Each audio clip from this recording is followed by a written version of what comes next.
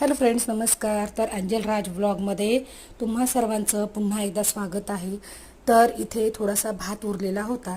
तर असा भात खायचा खूप जणांना कंटाळा येतो, तर त्यासाठी मी इथे काय केलेलं आहे, इथे थोडासा एक कांदा कापून घेतलेला आहे, बारीक चिरून घेतलेला आहे.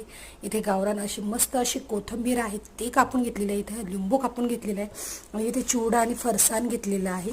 त्यानंतर यातच मुरमुरे कालवलेले आहेत आणि त्यानंतर इथे उडदाचा पापड आहे ते भाजून घेतलेले आहेत. तर आपण त्यामध्ये आता हे असं कालवून घेऊया. सर्व बघू शकता इथे